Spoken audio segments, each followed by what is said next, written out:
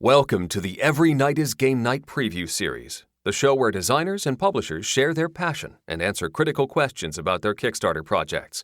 If you're on the fence about a pledge, this is the show for you.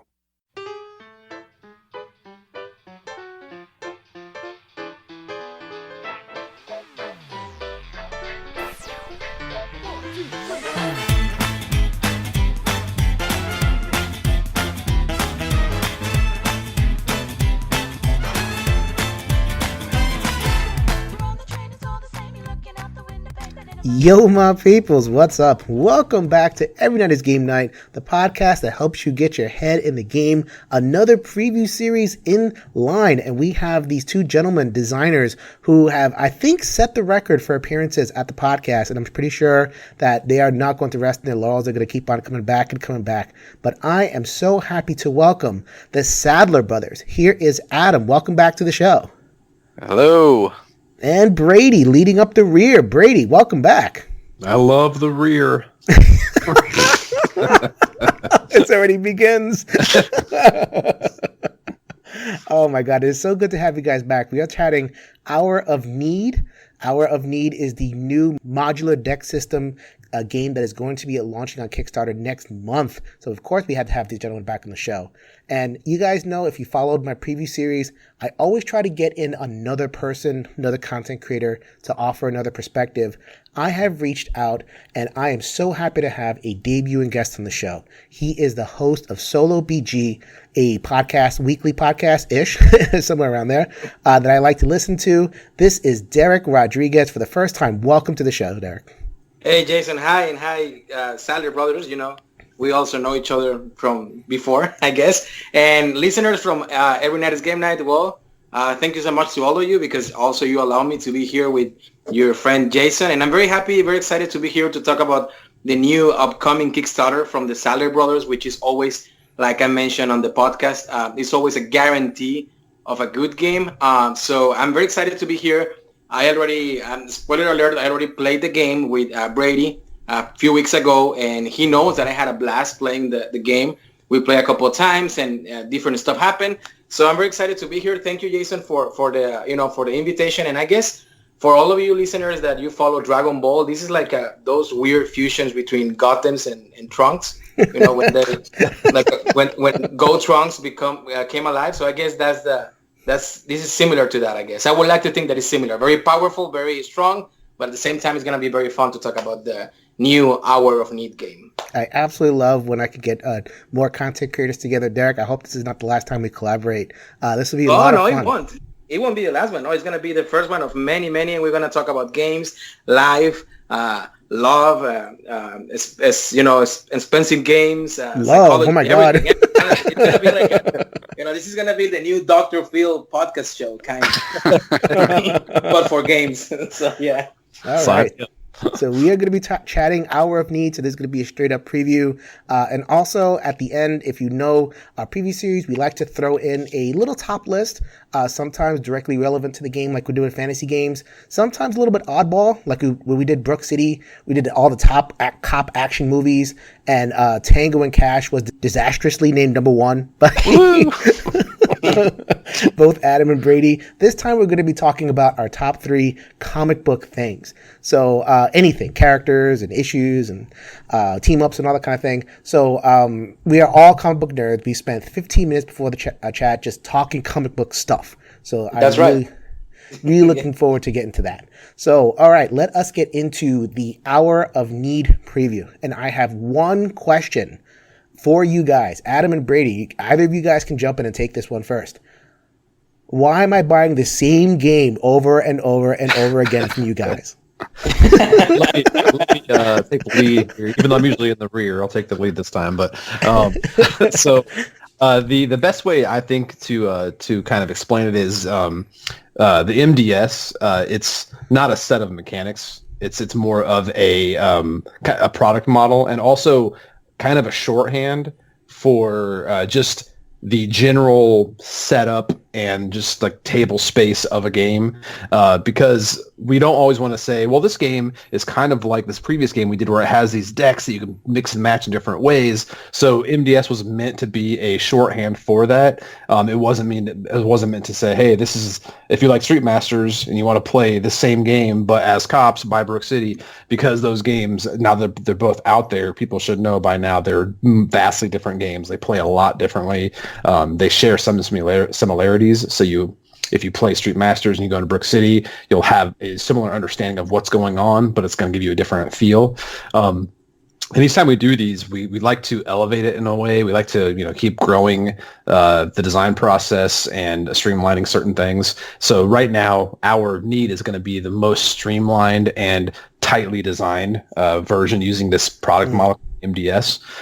So if you've always been curious about Street Masters or Brook City or Alter Quest, and the superhero theme is your cup of tea, then this is definitely the game for you. If you like those previous games and they give you a good understanding about the MDS, then this game's going to give you a totally different experience. It's all superhero action, climactic, swingy battles and everything. So, and we'll get more into details, obviously, but it is, for lack of a better term, a different game.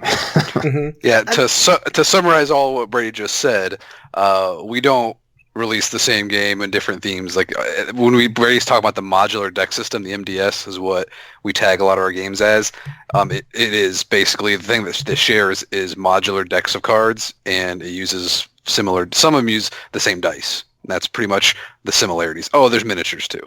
So that's good. That's good that you guys always bring those miniatures. And I will, before I ask my first question, I would like to share the experience that I had that I posted recently on the social medias as well, that I had the opportunity to play this game with you, Brady, probably about 3 weeks ago. We had a nice breakfast and then we played the game. Yep. You guys having breakfast together? I got to move to Indiana. This is terrible. I don't have breakfast with anybody out here. I forget what you had, but I had this like amazing, it was some kind of like European style biscuits and gravy mixed with like eggs Benedict dish or something. I forget what it was, but it was amazing. And what? I got the egg Benedicts actually, and it's always good to have some fancy breakfast, very European before we start to kick some butt with a superhero game. So anyway, what I was saying is that going back to Jason's question, I will share this answer as a player, because I always say that the reviewers is very subjective to what each of us like and don't like. But I will share my experience as a gamer. Guys, that I love Street Masters. And actually I named it on the podcast last year, 2018, the king of the games, the number one of 2018 is Street Masters. And then Brook City. I don't own Brook City, but I have played it with different friends already a few times. And so far everything is great. Works very different than a Street Master, like you mentioned. But this game, The Hour of Need, is definitely a different game. It could feel on the what you guys mentioned about the MDS system, that you could feel like, well, it has the same system. But that doesn't mean that it's the same game. And I'm telling you by experience, when I played this game with Brady, I had a total different experience than the other games. First of all, the theme. The theme is very immersive, and like they say, if superheroes is your cup of tea, you would really enjoy it. You all know that superheroes is my cup of tea, and I loved it. And then the different mechanics that, of course, we're going to talk about, the schemes and all the stuff, and how the miniatures, they will move around the board, how the cards that you're going to be playing in order for your heroes to do better things and in order to avoid certain things, how those things work, it's completely different to the other games. And like I always say, like it's, not because you are here guys talking with us, but every time that you have a Sadler last name on a game, it seems like it's a guarantee of a good game. And we just went back to Brook City and Street Masters, but even if you go to your other games from other companies, I don't know, like I can tell right now, like Heroes of Terranod or like the Walking Dead one, it's all the games are completely different. So I don't know what's your secret, guys, and that will be my question. What is your secret to keep reinventing yourself with new games that even if they have the same engine, let's call it the MDS, it still feels different? What is your secret? How do you do to reinvent yourself and get that creativity of creating something new from the same system? Well, I think that's a good question. I'll take the lead. We need to alternate here, Brady, because we always talk over each other. well, before we jumped in, I just wanted to. It's the twin effect. Yeah, I just wanted to say, before you answer, the best playtest I've had of Hour of Need was playing with Dereck, because we lost, like, I think it was on turn 4 or 5, and like I explained how we lost, and he just goes, set it up, play it again, like he's ready to go. So yeah, I'll tell you. That's a good question. First of all, thanks for the kind words. We definitely always do our best to make good games. But I think the secret is for us is every time we are designing a game, in the middle of the design, like while we're playtesting it, and I mean, we don't want to change the design and set ourselves back when we're on to something good. But we always get new ideas. We said, let's save that for the next game. So like every game we work on inspires us for the next game. But also we play a lot of cooperative games. I mean, Brady buys them all the time and cycles out his collection. So we're always trying out new co-op games and finding out different ways that people handle different ways of AI and player experience and everything like that. So we take a lot of experience from the games we like to play, not just board games, but also video games, things we like to do in video games. How can we interpret that into a board game?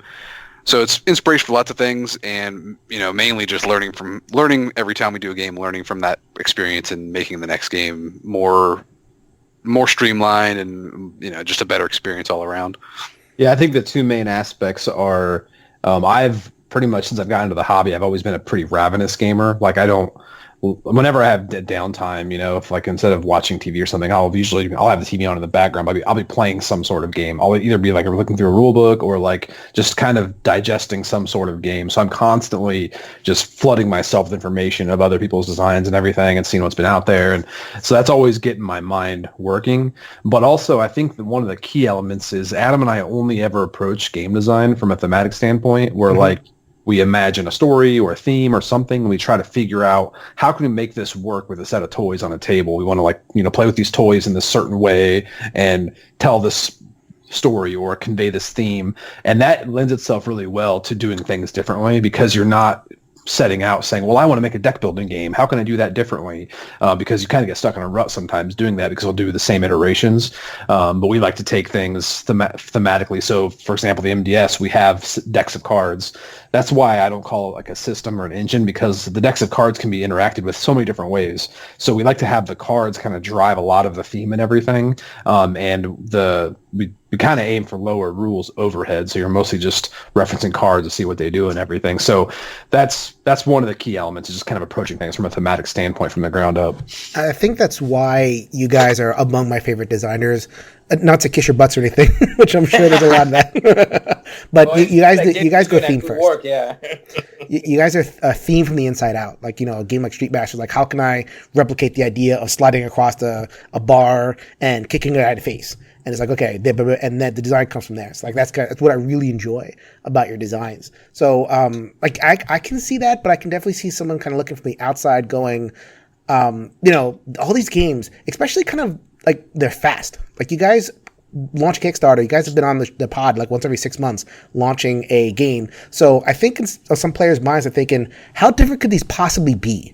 They come out really fast, and there's so many decks and all these different things, and it's the same name. So I feel like there's a lot that is playing into gamers' minds that making it think that these are the same games. And so I guess, like, how would you respond to that thing of like, and I imagine in particular like a Redditor. I have like a Redditor in my head going, ask them about this. Yeah, it's a fair question, but the thing to remember, because it's hard to kind of like articulate this sometimes, because we're on the back end of things, so we're working from a design standpoint as opposed to kind of doing the marketing side where we're trying to play with the perception of everything. But when it comes to game design, Adam and I, we work in very, very aggressive spurts. So if we hit, like, for example, we did a new game for FFG recently, and we just hit it really hard, and we can get core concept locked in and fully designed prototype within like maybe a week or two. So we're really aggressive in that sense. So we don't sit there and linger and dawdle and try to like critique every aspect of a concept before just moving forward with it. We just move forward with it. So in general, we're just fast at that concept stage. Now, because Kickstarter has a really early lead time, we have to start marketing it and talking about it early on. So there is that perception where it's like, well, this game's how they know this game. Like, honestly, I'll give you some inside knowledge. Hour of Need, we only have the demo kit fully designed right now. We don't have all the content or all the whole game like wrapped up in a bow, so we're still working on it behind the scenes. So there's that whole kind of like blurred perception about timelines. We just have to plan so far in advance. So it looks like we know, we know 6 months in advance what products are going to be ready to go. So there's that aspect to it, but it's also just every design we do, regardless if it's inspired by something else, it's going to start from the same point. We always rewrite the rule book. We always start from scratch. We don't like take a rule book and repurpose it or anything like that. So for us, design is building from the ground up no matter what we're doing, no matter what we're coming from. So with those two things combined, I can see where that perception comes into play. But I guess the best way we can, kind of counter that is just by saying, well, we always start from scratch no matter what we do. Well, I think another element of that is the perception. Like you say Redditor, because I hear stuff like this on Reddit. Like I've read this stuff like this, people's opinion of it. It's a lot of uninformed opinions because our games are not our games are not widely available yet. For example, Asmodee just started selling Street Master's base game for pre-order, so that's out in mass retail now. But that game has been out for a couple of years. Our Kickstarter for that was 2 years ago, and we only print so much. We can't print like a huge print run for a Kickstarter. It's like, okay, well, we'll print enough to fulfill the backers and then have a little leftover extra, but usually like Street Master sold out right away. And so we kind of have to rely on Kickstarter for our inventory. So we have this big run of Street Masters coming for this Aftershock Kickstarter we did, but it's not delivered yet. And so like a lot of people that backed it haven't even played it yet. So they don't know exactly how different it is with other games because they haven't played it yet. Mm-hmm. And all they're looking at is pictures of miniatures and cards, stuff like that, and they see MDS, so they just think it's the same game. And I can understand someone who wouldn't look into it, that'd be their first reaction to seeing that. But it's hopefully that will kind of gradually go away as more of our games become more available and people have them to see for themselves how different they are. Yeah, I think the best thing the most we could say really is, we're not salesmen. We're not trying to pawn off things to people. We're just making things that we really love and really enjoy and hope other people will enjoy as well. So we just make things that we want to share with people. And we don't, we take it seriously. Obviously, it's a passion of ours. Game design is just it's like a very awesome creative outlet. But at the same time, we take the approach if we're just making games. We're having fun. They're just games. So we're never trying to innovate. We just want to make fun games. If we were retheming Street Masters, we would still do it for fun. Like, hey, here's. But the thing is, it's like that's the thing that's hard to explain is like we wouldn't be able to mentally just take like, for example, Street Masters, open that up and just like reskin the cards. Like that's just tedious. We would not enjoy that at all. So I think that might be the best argument to present, saying, well, anybody could do this, but you ask anybody if any designer, if that would be a fun process to do. And I don't think anybody would actually enjoy that or be compelled to do it. And for the money, it's not enough money to make somebody go through that drudgery to do, so it's just, that's the best argument I put forth. It's like, I wish we were just retheming things. It'd be a lot easier, even though it'd be tedious, but we're just designing from scratch every time. So the first news that we have already on this show is that Street Master 2.0 is not happening. That's the first thing. So the other thing that I would like to throw two questions really quick. All right. So the first one is you guys, and probably this is going to be a short answer as well. Now that we make it clear, amazing listeners, once again and friends, we made it clear. This game is not the same. It has the same amount of fun or probably more, but it's not the same game. So you should put attention to that. My question would be, when you were talking about designing process and all this stuff, and I don't remember if I asked you this on previous podcasts, but so I hear a lot of controversy, when people want to start to design games and they go into blogs like, for example, one of the most famous, right, by Jamie Stegmaier, and you have all like the advices that he gives you. And then you go to different YouTube videos and different podcasts, and everybody's giving you different advices. And I hear very often that designers, usually they don't go by theme. They usually go first by mechanics and stuff like that, and then they bring the theme in. My question would be, in your case, is the same? Or because for me, it seems like you guys go for the theme first and then make the game, which is good because for me as a player that likes very thematic and immersive games, that's amazing that you go first for the theme, because that told me that the theme is going to be a big thing. And because of that, the game will be very thematic, of course. That will be my first question. My second question will be, and I read this very, very recently also in another Kickstarter successfully game. How don't you think, or what would be the situation in, let's say, like for example, you guys did the successful Kickstarter of the Street Master, then the Brook City. When Brook City came out in Kickstarter, I'm not sure if a lot of backers, they didn't receive the Street Masters at some point. They're still there by that time. And then when after Brook City, Alter Quest was on Kickstarter, and some of the backers from Brook City, they didn't get the games, of course, to them. Now, Alter Quest was a huge successful, a pretty nice game as well. And now you are bringing us the Hour of Need. So don't you think it's a little bit, I don't know if it's good or risky, I would say, that each Kickstarter is very close to each other? The first one's very easy. I'll let Brady answer as well, but I don't think he's going to be any different than me. But definitely theme first. We go approach a game. What kind of theme do we want to do? And we don't even think about mechanics until we're into the game. And like, okay, if we're going to want to convey this theme, we're going to build the mechanics around how to convey this theme.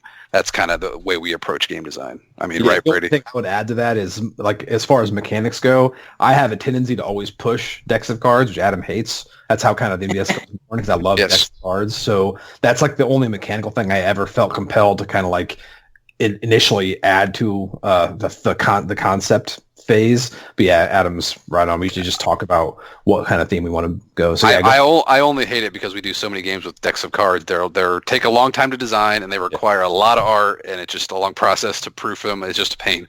But that's a whole other discussion.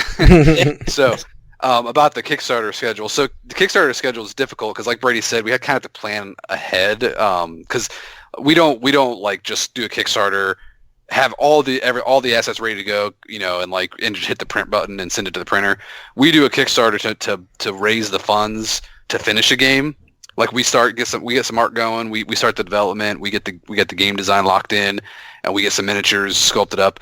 But then we do the Kickstarter to fund the rest of it. And then after the Kickstarter ends, we commission the rest of the art, we finish play testing, we go through the manufacturing process, all that stuff in the back end. And so we kind of have to kind of do Kickstarter much earlier than when we want the game to come out. And now that Brady and I are full time, our Blacklist has to kind of have enough capital to keep us on full time. So they're kind of scheduling their Kickstarters out to compensate for that. That being said, the better that our Kickstarters do, the more time that gives us to kind of stretch things out. But again, like while we love doing this and it's fun for us, it is a job like anybody else's a job. Like you go to work, you have to, your company has to make money. You got to do what you got to do to make money. And for a publishing company, they have to have games. And so Blacklist doesn't have a massive inventory of all of our other games to sell retail. So Kickstarter is a way for them to generate the money to make more games and get the bigger inventory. And so the better these Kickstarters do, the more inventory they'll get, and then we can actually sell those. And maybe we have some plans to go straight to retail next year for some games. One of those was Contra. We announced that we were doing a Contra board game. That one is not a Kickstarter. So that's our first dipping our toes into that pond. And that one is going to be for Blacklist too, or for... Yes. That is a Blacklist game. And we have another one, a smaller game that we're going to announce hopefully soon. It's going to be another retail game. And it's another test to see how we can do that. We're doing a smaller card game, just to make sure it's easier to produce, cheaper for us. But we want to do more of that so we can kind of not have so many Kickstarters so close together. Yeah, and one other aspect to that I'll just add on is for better or worse, what Kickstarter essentially is these days. It's a combination of a marketing platform / pre-order system / just general hype machine. And because of what it's becoming, a lot of publishers like Blacklist, who are smaller and they're still growing, they're going through that growing phase.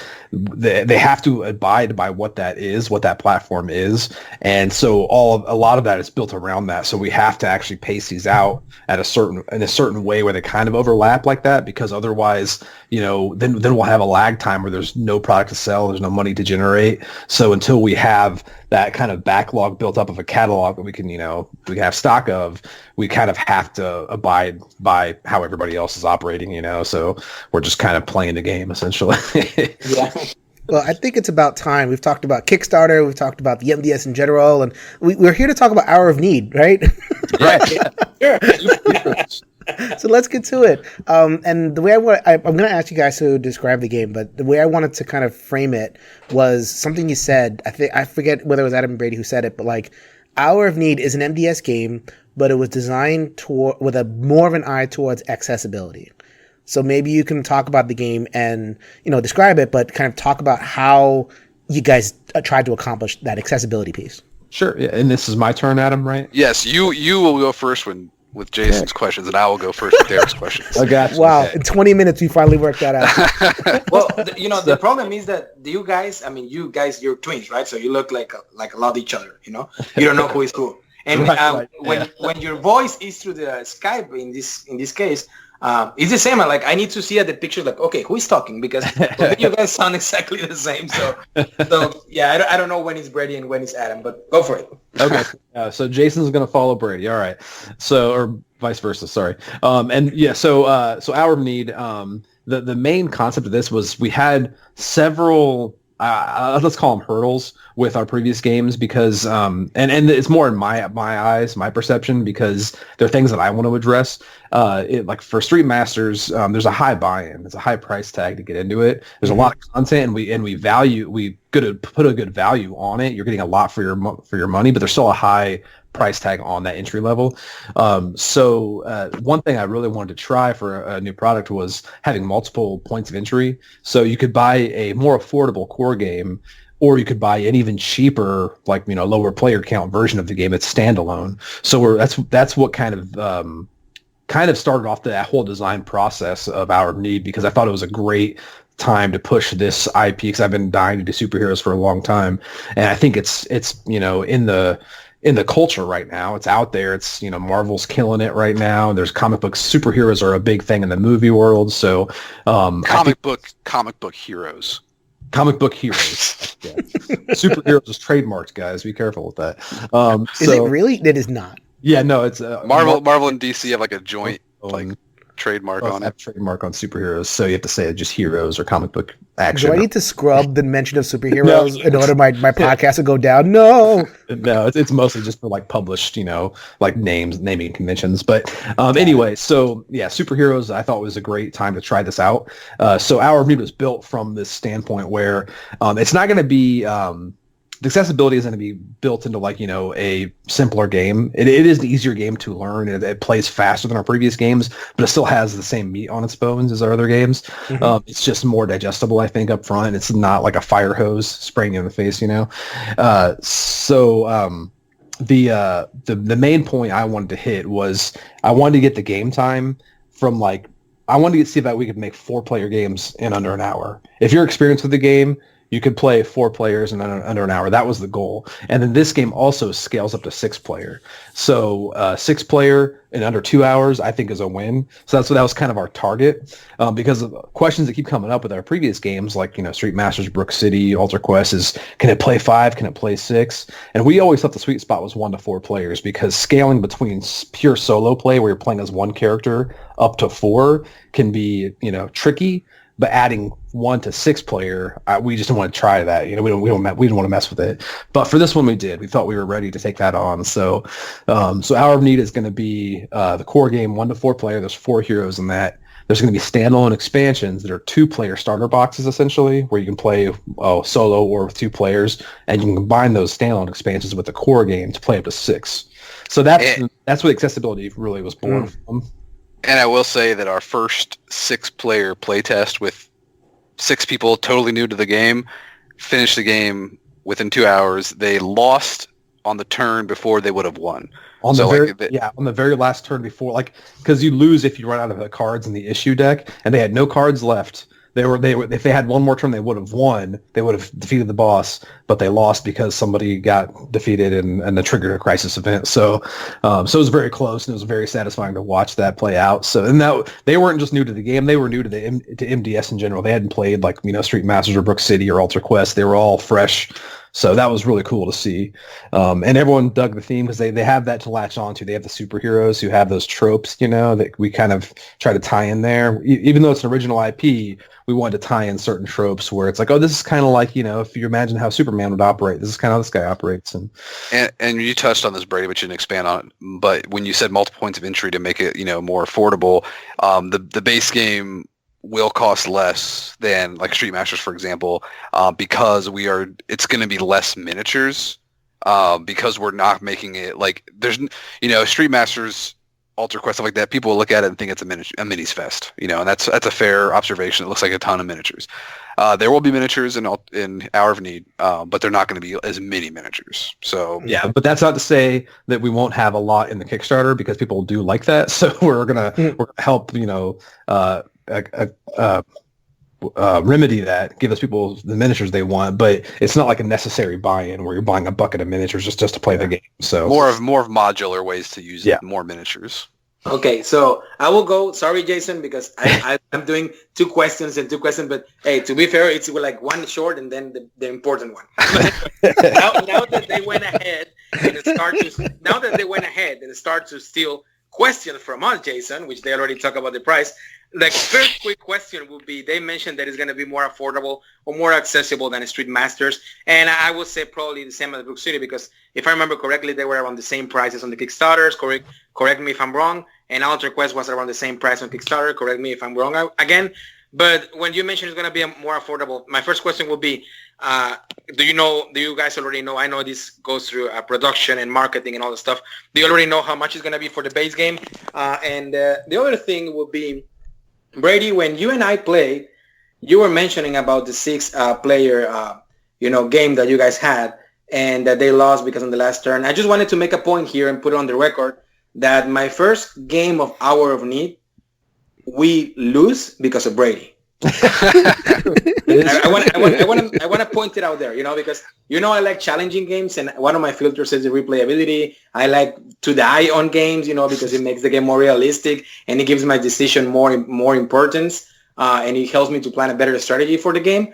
But I just want to make it a point that we lost because of Brady. But anyway, my second question will be, it's not a question more, it's more about more like a chat way of describe it. Like, Brady, we play the game, we have fun. You already guys talk about briefly, what the game is, Hour of Need. But can you spoil a little bit, Brady or Adam, about a scenario of the game, because I love the scenario that we play, that's what I'm saying. And I know that our amazing listeners would like to hear about that too. And also, if you can describe, a turn on the game, like, the phases of the game, what are you doing, and what's like I said, the story of the first scenario, like what's going on in this superhero chaotic world. Sure. Right. Yeah. So I will address the price thing, and I'll also talk about issues, but I will pass it on to Brady after this so he can discuss in detail the issues, because he worked really hard on it on the first one, and I'm sure he wants to expand on it. So the price thing is there will be a pledge in the Kickstarter. We don't have the prices finally tuned yet, but we don't want to announce them yet. We have the general idea, but the pledge, we're gonna have a pledge that's going to be roughly like Alter Quest and Street Master Brook City. That's going to be the base game and 2 standalone expansions all together for roughly the same price as what you would get Street Masters for. So it's 3 boxes instead of 1. So it's a pretty killer deal. But the other pledge levels will be cheaper than that. I can tell you that much. All right. So there'll be a pledge level for a starter 2-player box standalone expansion. Just if you want to I just want to try this game. You can buy just that 1 box, or you can buy the core game, which is the second pledge level for just the core game, 4 players, or you can buy the third pledge level, which is everything, all 3. It's the core game plus that standalone expansion plus an exclusive standalone expansion, which we haven't revealed yet. Right. Actually, watch Facebook. Actually, I don't know when's this going to air. Next week. Next week. Okay, cool. So it will be live. People will be able to see it. So they'll see the So yeah, we can just say there's the core game. There's the Judge and Jury standalone expansion, which is the base pledge level. If you just get the very cheapest pledge level, it's the Judge and Jury box. We've already revealed that. And then the exclusive one is the Jim and Ice, which is my hero, Jim, and then Adam's hero is Ice. They're like the cosmic superhero pair. That's an exclusive Kickstarter expansion. Both of those being standalone. So you can buy them, aftermarket and be able to play the game fully with just 2 players. So and then I'll go into the discussion about the issues in the game. So the way the decks work in the game, there's hero decks, there's villain decks, and there's issue decks. And the issue decks also have a corresponding board that you play on that's that issue. For example, the first issue we'll be showing people is called Century Heist, which I'll let Brady explain in a minute here. But the important thing about issues in this game, even more so than like stages and Street Masters and quests and altar quests, stuff like that, the issues basically are like their own game. So every issue plays differently, kind of sets the objective, what the villain's trying to do. The heroes are always trying to stop the villain, but the issue always has different places to go, different things that are happening, different events. It's like a whole new game. Every single issue feels like a different game. So what is that, like the environment deck, or is that like the case deck in your? Yeah, so it's structured kind of like an issue of a comic. That's why they're called issues. It's like a pun because there's issues to take care of, but it's also an issue, like a story. It's here's an issue of this ongoing saga. So the Century Heist issue is kind of kicks things off. It's like the intro one to learn the game, and it's geared to be the most straightforward. But it takes place in New Crown City, which is where the core game is kind of set. It's kind of like your standard Metropolis style city, and there's the villain, whoever the villain is, you can sock it at any villain you want. But the recommended villain is Dowager. She's the kind of the mob boss that's been infested with some interdimensional spirit of ambition. So she's kind of possessed to be more ambitious. She murdered her husband, wise guy, and now she's running the mob. So she's like the recommended starting villain for this. So Dowager's going to rob the Century Bank in New Crown City. So the way the board is laid out, if you're familiar with Street Masters, you'll have that 11 by 11 hex grid. One second before you mention that, though, just for people who don't know much about the MDS, is the issue deck and the villain deck is totally modular. You can play any issue with any villain, so any villain could be trying to rob this bank. Yeah. So this is the kind of like the recommended starting combination essentially. So you'll have a board, and it's not gonna be just a 11 by 11 like Street Masters is. It's going to be actually a little longer, and it's going to fold in half. So you unfold this board kind of like a comic book, and it'll have the map in the middle, and it'll have these side panels on either side, and those have different little story elements, but they're also kind of like locations. So there'll be a hex grid of the New Crown City, a downtown district, and there'll be call-out spaces that correspond to these panels on the side. So you could move around and go into one of these, what they're called scheme spaces, and go into the scheme panel, and there's things going on over there. When the villain starts the game, they're going to start hidden in one of those scheme panels. So they're going to be doing their machinations while you're playing, and you have to reveal them to fight them to win. So your goal is to reveal the villain by solving their schemes that are dictated by the issue deck. And once you reveal the villain, a showdown starts. You can start attacking the villain while the villain still tries to accomplish their overall goal, in this case, robbing the bank. If the villain gets 3 gold out of the bank, then escapes from the subway tunnels, you lose. If you manage to defeat the villain before that happens, you win. The other standard loss condition, no matter what issue you're playing, is if you can't draw an issue card. There's 9 issue cards. On the 10th turn, if you can't draw an issue card, you lose because you ran out of time, essentially. So that's be a really firm timer on the game. So I'm going to steal from Dereck and ask 2 questions of my own. Short ones. It needs to be a short one, and then the real one. Actually, these are my final 2 questions. Because we've covered a lot of ground over here, so I think we get a good sense of what we're getting with Hour of Need. One of them is actually an observation, and I think you kind of answered it, but I wanted to make sure we hit it. Thinking of Michael Kelly from our friends at One Stop Co-op Shop, his biggest problem with Brook City in particular was that the case deck and the criminal deck did not interact. Right. So you had the criminal and he was doing his thing, and the case to rescue a a person, rescue a kid who was kidnapped, but the criminal didn't do it. The criminal just there to get in your way. So it's kind of like a little bit of a disconnect there. It sounds like the issue deck and the criminal are a lot more integrated here. Is that correct? Yeah. And on the Brook City issue, or the Brook City, not issue, the Brook City situation, that was kind of a design choice from the thematic nature of the Syndicate, which is like the shadow organization. And I understand because I've heard that from him, plus somebody else mentioned that. And that's something that's like, well, we probably didn't explain that well enough through like through the narrative and everything, but I totally get that complaint. And that's something also that kind of drove when I'd go back and look at what worked with Street Masters, how the stages interacted with the villain. I wanted to also increase that. That was also another one of the initial visions we had early on, was how to make these things more intertwined. So that is definitely one of the visions we had. Yeah. So especially, like, I just wanted to chime in on Brook City because it's kind of weird because the criminal you choose doesn't necessarily have to mean that the criminal is responsible for that case, So it's like right. That.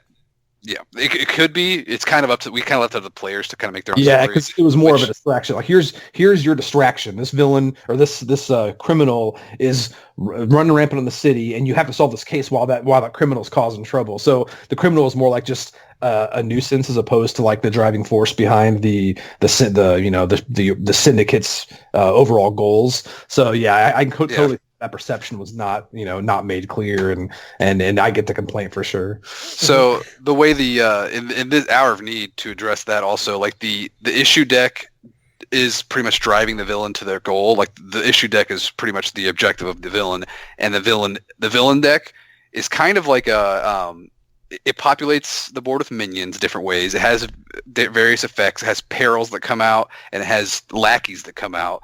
Lackeys are kind of like the villain's henchmen. So the villain deck is kind of this oppressive force, like always trying to get in your way.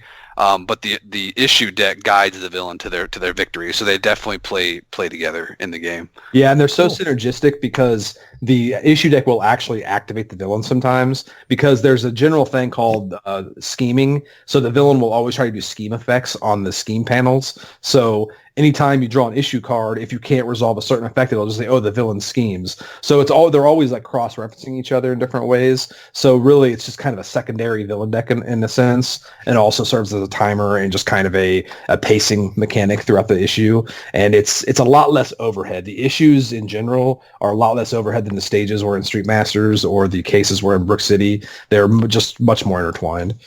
Wow, that answer was a lot longer than I thought. Just perfectly fine. So this is my very, very last question. And I guess it's kind of a one kind of overarching critical point that I have for the MDS system games so far. And it's the nature of the criminals in general. Mm-hmm. So you mentioned how especially at 4 players, the games are longer. Like you can get them 2 hours or whatever.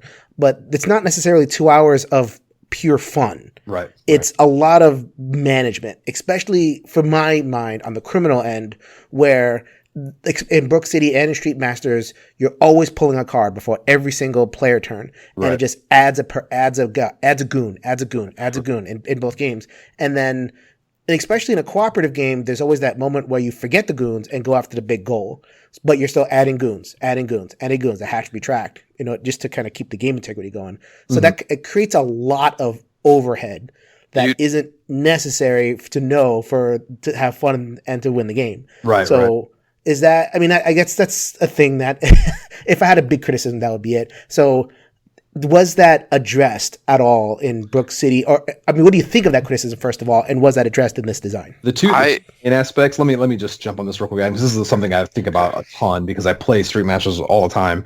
And I think one of the biggest things that we tried to remedy with this, because I didn't see it as a problem much myself, because we mostly set out when designing Street Masters and actually Brook City, because they were designed so close together before Street Masters was even on the market. It was very much, let's make a really great, compelling solo game that can also be played co-op, and then I think that was one of the problems, is because we played at 1 to 2 players a lot, low player counts, and we didn't see as much issues because we play tested minimally at the higher player counts early on, and we relied on external testers to do a lot of our testing. But with this game, that was something I wanted to really take into account because we hear a lot of people talk about, downtime and playing a high, and also the scaling it was never something that I was like the most proud of. Like, this is the most proud I am of the scaling. But in our lead, that was the probably the most fundamental design vision meeting we had when we were talking about it early on is let's make a game that almost plays better higher player counts, So we still wanted to be like fun solo, fun lower player counts, but like you want your friends to come over and play this. It's not like a dread to think about playing at higher player counts, Yeah, and I wanted to chime in saying that I totally understand that criticism. Like, I don't take it personally. Like, oh my god, they don't make it, because I feel the same way when I play. When we got Brook City, for example, and played brought us for a 4-player game night. It's a little much, like it's the sweet spot for that game is 2-player. I feel like it's a buddy cop game. It's really fast and fun 2-player. But yes, lots of cards coming out. That was one of the biggest things. We sat down early for Hour of Need saying, let's address this. I do not want to have every single turn a card coming out. I don't want that. I want to draw cards to drive the game, but we should have more cards. You just draw it, resolve it, and discard it. Yeah, and that's how this. Believe the number of iterations.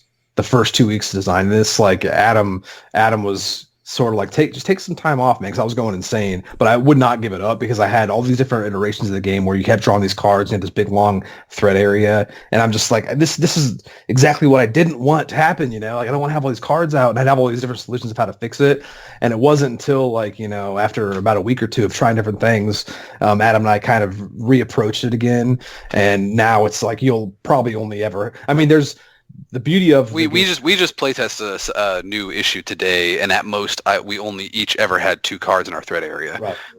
So it's one of the goals is like the modular elements of the game. That's how you add more modularity to the game. If you want to add, some captive bystanders, there's special bystanders that'll go in your thread area. So like different things you add to the game will put more cards in your thread area. That's only if you choose to have more pressure. But none of that is going to be adding to like your overhead, the game time, the analysis of drawing new cards. Because the most of this game you'll do is on your turn. Oh, this actually goes into the question we forgot to answer for Dereck, the turns sequence, which will be easy to explain. You see, I keep the mechanic of 2 questions, but you just answer one that time. So and you didn't even say anything. You just sat there quiet.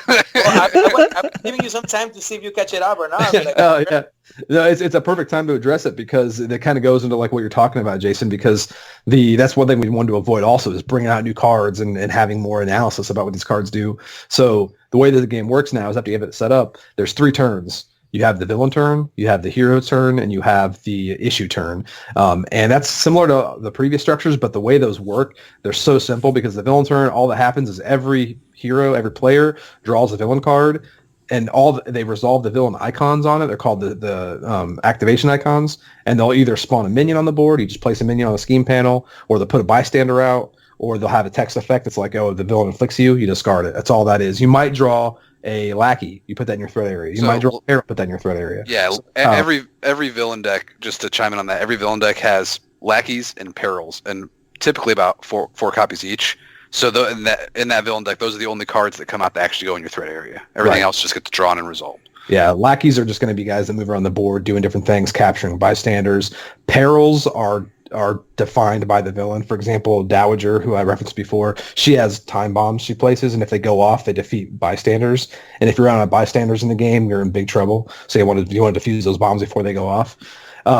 So you'll activate your villain. You'll all draw a villain card, discard it, and move on. The hero turn is what's great. Everyone has 2 actions, and it's all simultaneous. So you all have choice who does what action when. The only stipulation is after one hero does their second action, the game pauses for a second while they resolve their threat area, and then it continues on until everyone's done their both actions. So it's very like strategic, very conversational, and it moves very fast because there's no real downtime while somebody considers, how should I use my second action? Well, if you don't know, I'll do mine real quick, that kind of thing. So a lot of back and forth and a lot of excitement usually.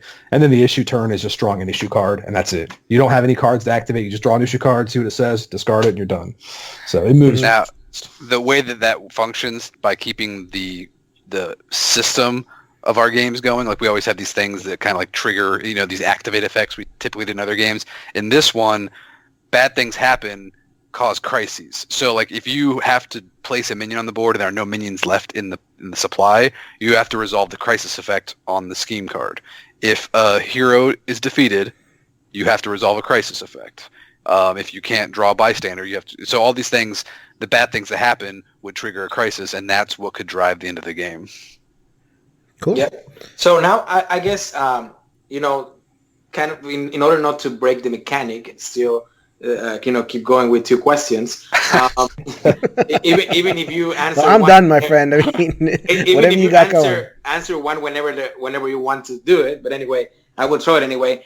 So one comment that I want to make, regarding Brook City.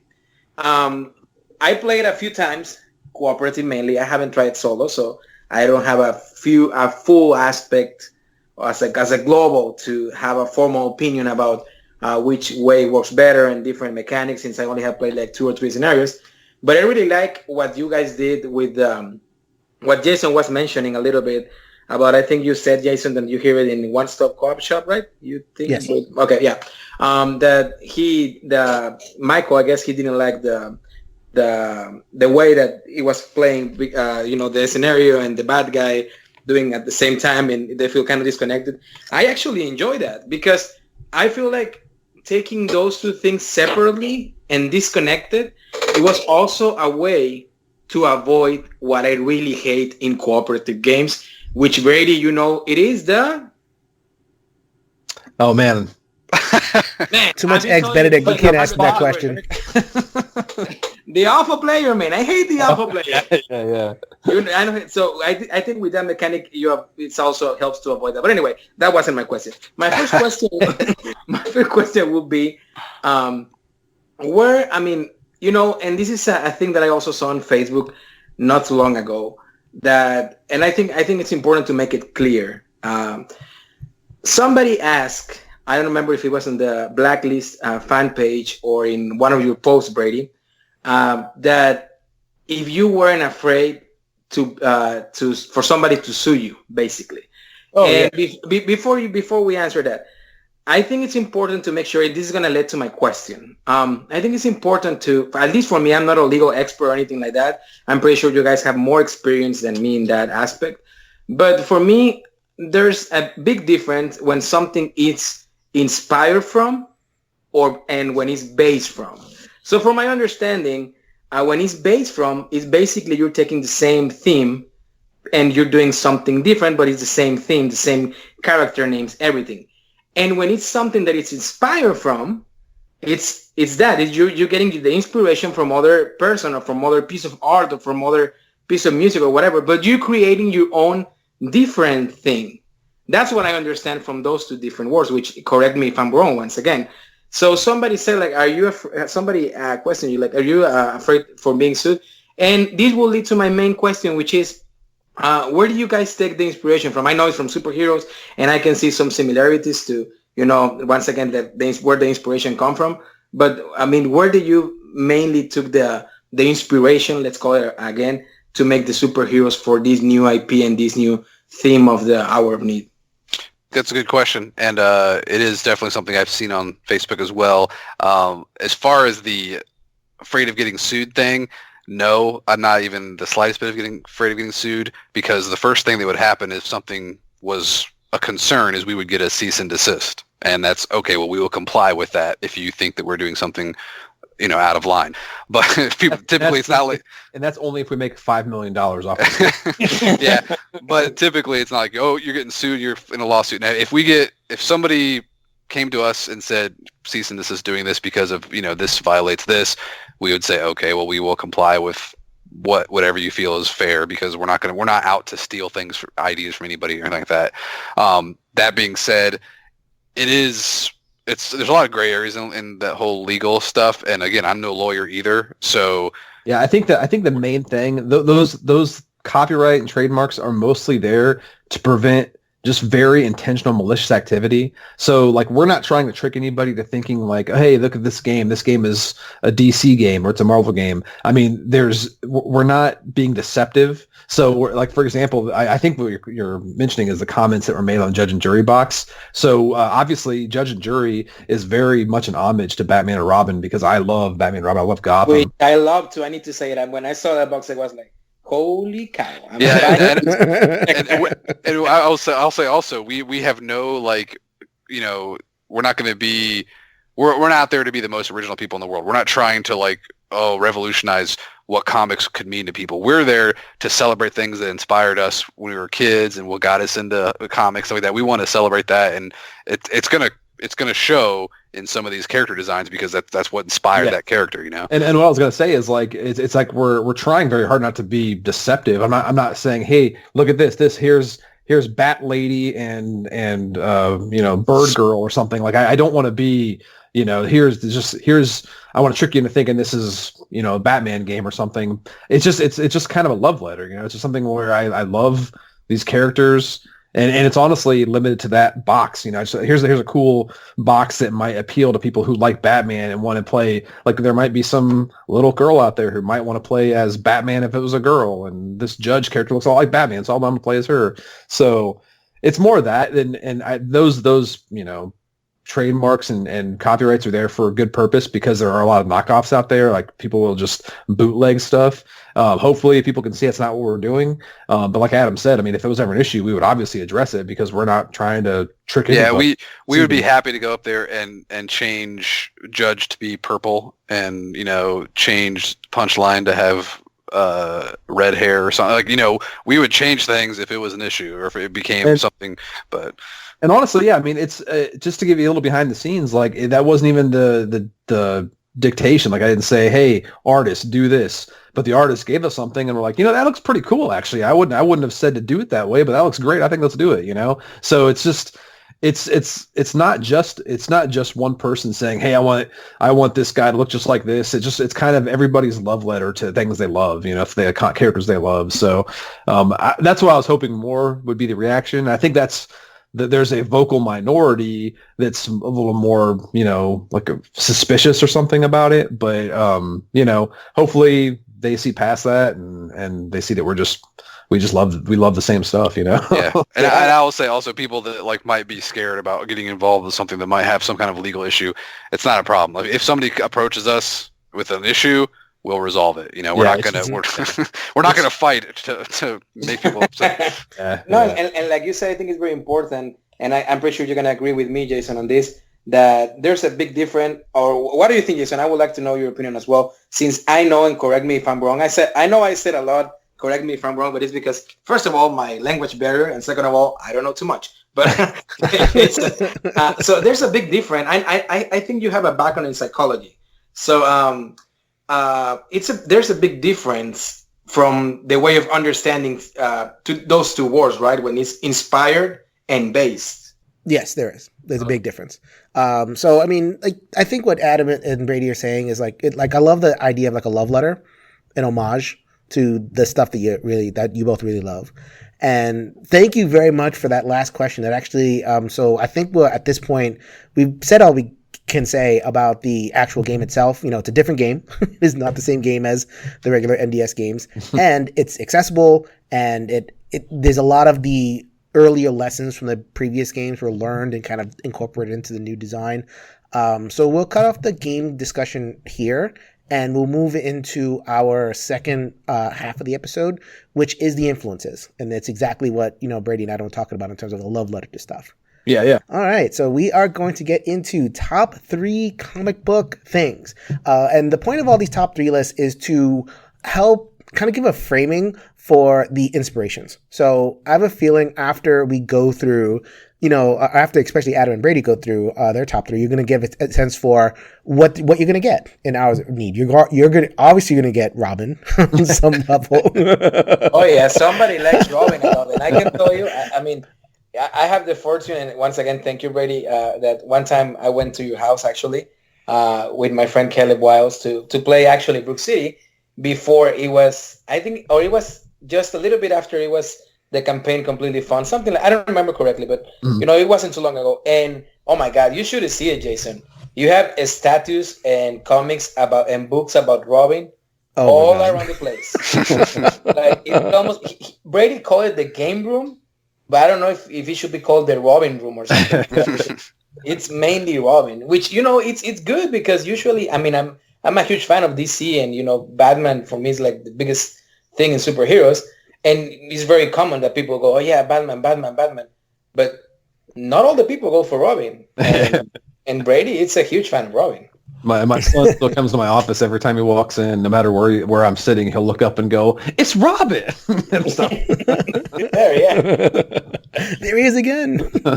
All right. Well, I'm sure that Brady will love to expound when we get to the actual list. So what we're going to do is we're going to go in alphabetical order. We're going to go Adam, Brady, Dereck, and Jason for our top 3 comic book things, characters, storylines, team ups, or whatever came to mind when it came to that. Cool. Okay, so we are going to get to Adam first. Your number 3 comic book thing. And we're building up, right? So we're starting with number 1 is the top. Okay. Bottom to top. All right, so I had this is tough because there's so many comic book things, and just we were chatting beforehand, and a joke.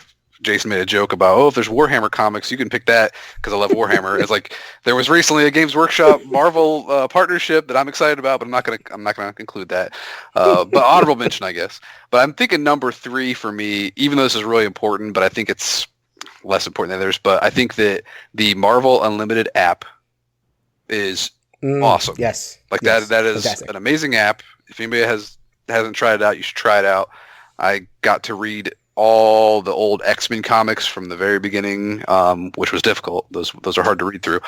But it was awesome to catch up on all those old comics and basically read Marvel's entire library whenever you want. So how much does that cost?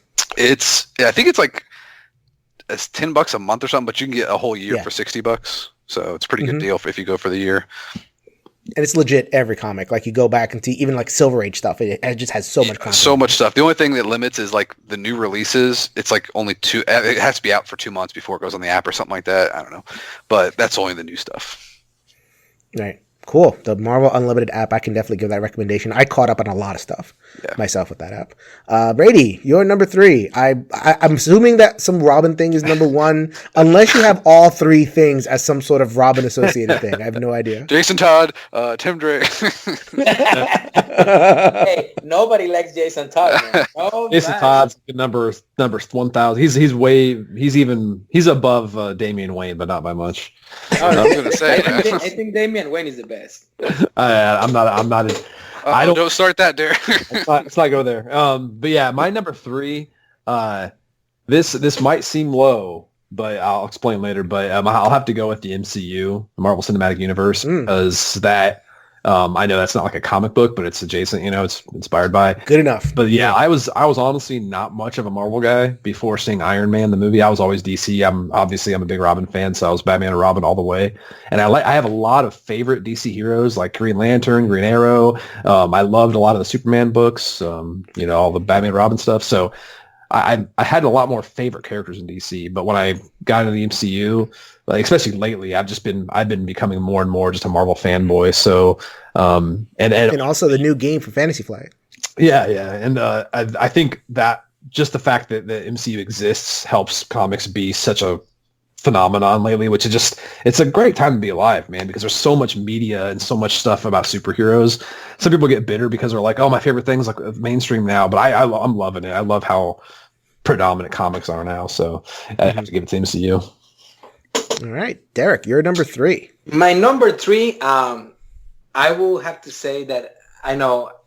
I mean, to be honest with you, like Brady said, like now everybody's more like now being in the geek world and reading comics now is the new the new good stuff, because I mean we need to remember that not too long ago, probably 15 years ago, even 10 years ago.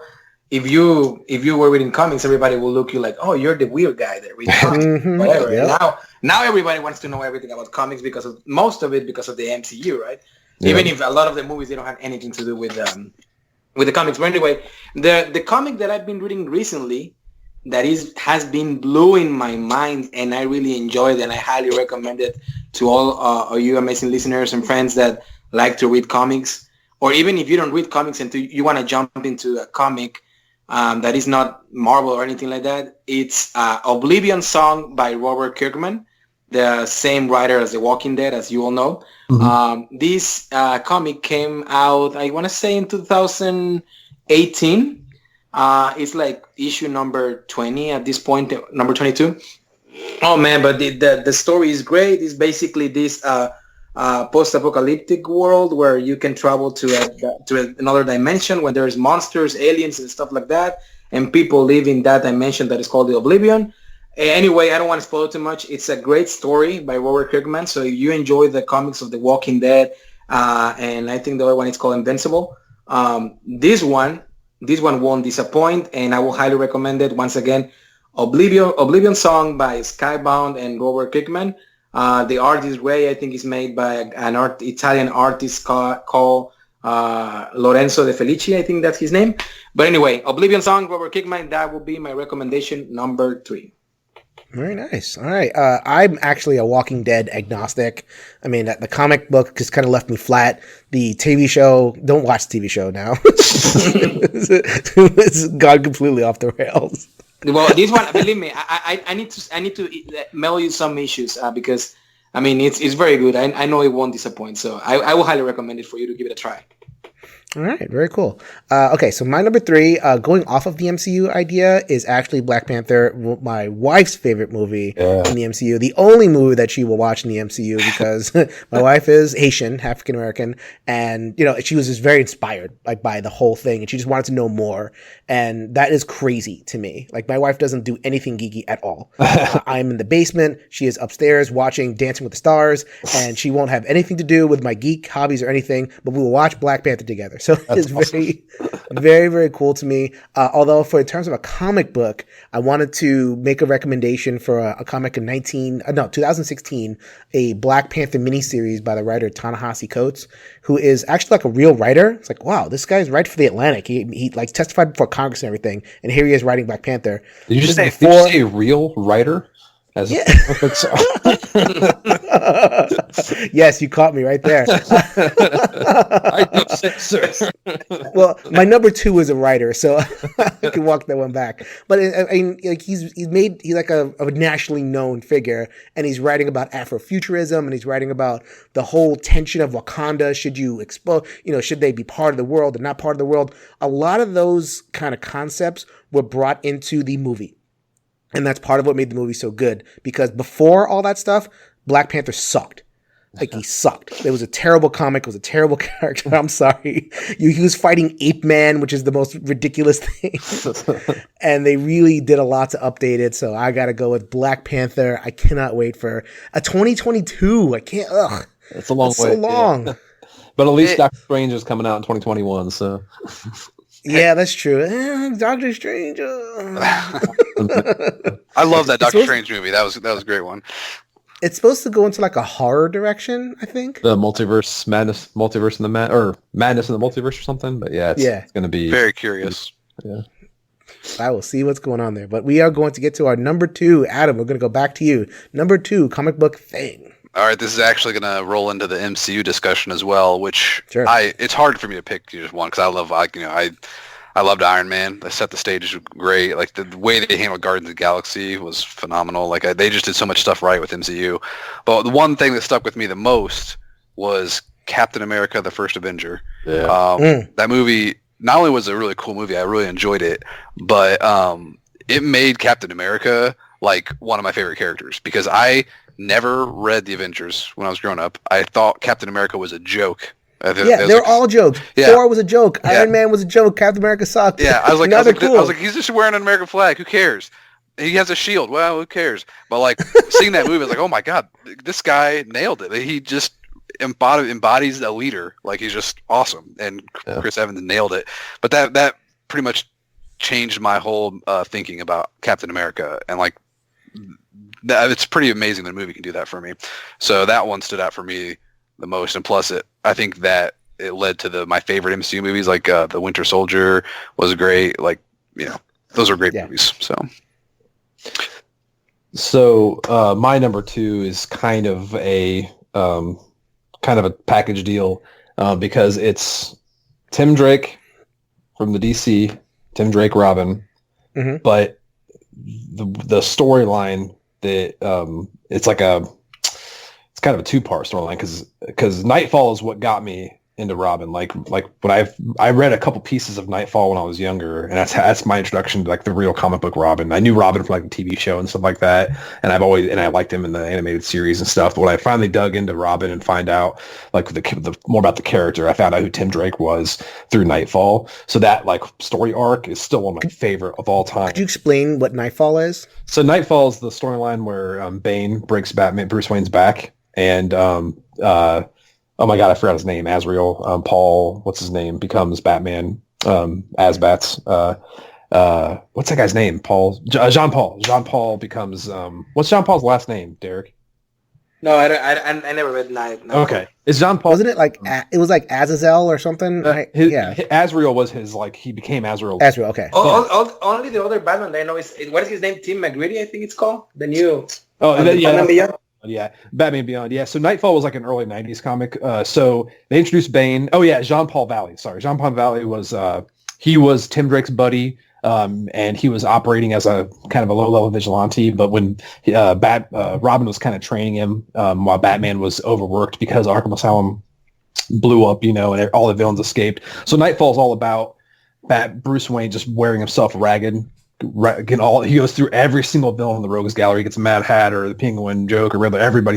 He's going like every day for like weeks to try to get all these villains back behind bars. He's like wearing himself out, and then Bane discovers who Batman is, breaks into Wayne Manor, breaks his back, so Batman's in a wheelchair, and Jean Paul becomes a homicidal Batman. So Robin has to kind of keep him in check, and I just fell in love with the Tim Drake character through that storyline, and that took me back to like the whole Lonely Place of Dying, where where Robin finds out who Bruce Wayne is, and he's like the one Robin that actually sought out to be Robin. Like every other Robin kind of just fell into it somehow, but Tim Drake was the only Robin that ever wanted to become Robin. So the reason that's like my number 2 is because that's pretty much that whole thing, like that character, that story arc, that everything about that is pretty much why I stayed so invested in comics for like so long, because my entire life I've gotten all these different nerd hobbies and stuff, but I've always been just really into superheroes because of my just weird obsession with Robin.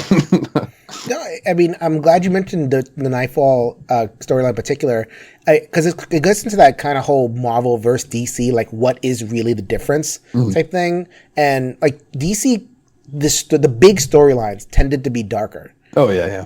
And I think that's if you have to really encapsulate what the difference is between those two, like the Nightfall thing, or Frank Miller did a lot of his more seminal works, like The Killing Joke was in the little bit darker, and I was like a happy kid, so I was like, I mean, if you, seems a little dark.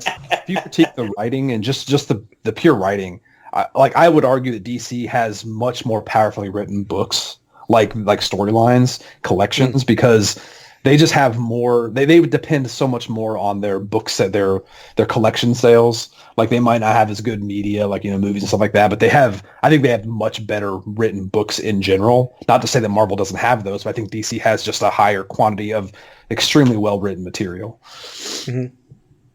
Well, I think before I jump in my number 2, I want to say in this conversation that I love it. I love to talk about this. We can spend many days talking about many nights. But I think you described it perfectly, at least to my point of view, Jason, that it was funny when you say you were a happy kid, because for me is that, like it's Marvel. I mean, guys, and we talk about this before we start recording, and Jason, you and I, we've been texting each other. Sure. And Brady and Adam too, that and amazing listeners, I always say like I'm a DC guy. I mean, probably haven't read anything, all of it that it is clearly as Nightfall, for example. But the thing with Marvel for me is that everything is the same, right? Like the MCU. I mean, I know they did a great job, and we talk about this, but everything is the same except Infinity Wars, which for me was is probably the best movie from the MC universe, because I really love it and I wasn't expecting the end, right? And I guess it's not a spoiler at this time. I mean, because I'm pretty sure everybody saw it, but when Thanos win at the end, for me was amazing. It kind of, I had the same feeling like with Darth Vader. Like this is a new Darth Vader. Like not always the good guys are going to win, and if they're going to win, there's going to be a lot of challenging. And for me, Marvel is even the comics that I have only read a few. They always like very light, very light in the aspect, like how to describe it, like very happy. Like, we're the good guys, and you know that at the end they're gonna defeat the bad guys. And if the good guy dies, he'll be back in 10 comics. Yeah, sure. So with DC, I feel like everything can go anyway.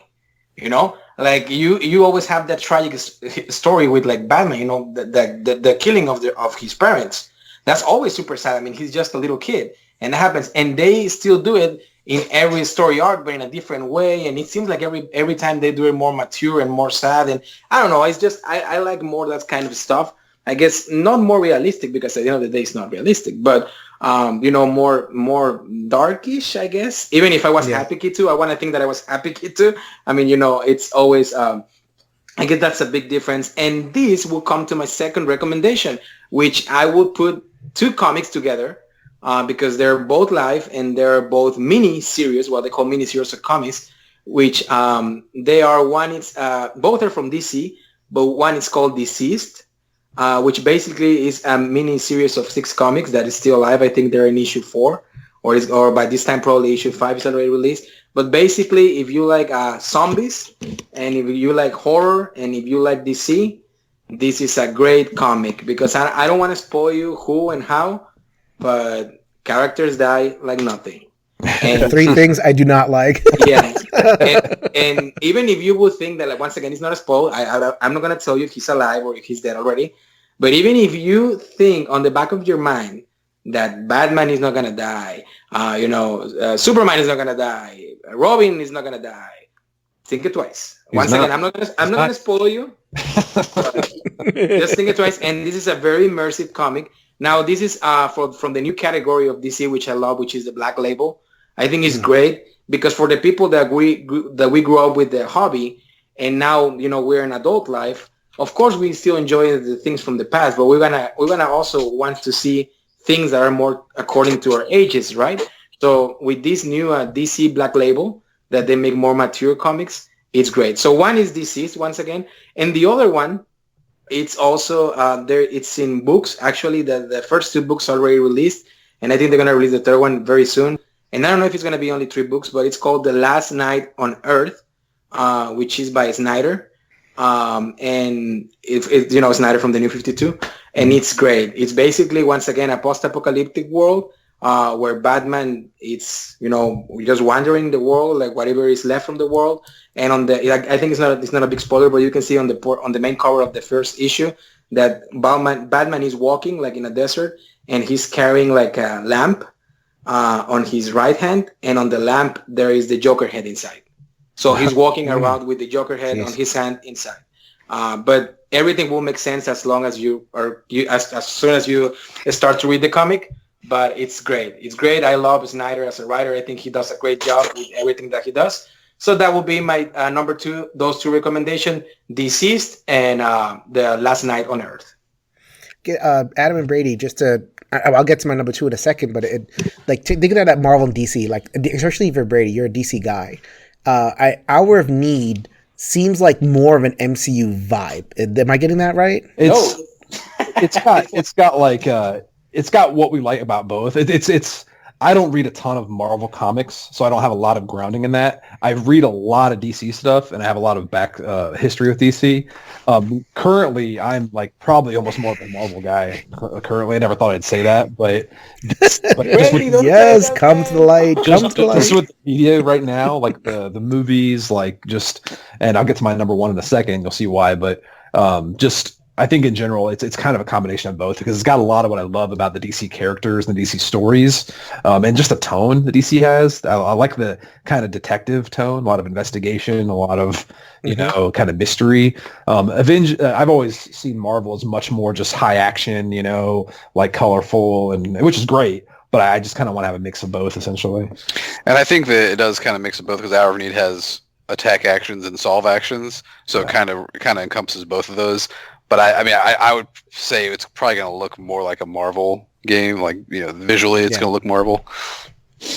Mm-hmm. What do you think, Jason, about the 2 different worlds? Which world is better? What do you like from DC? What you don't like from DC? What do you like from Marvel? What do you don't like from Marvel? I mean, I'm happy, so I like Marvel. Clear as that.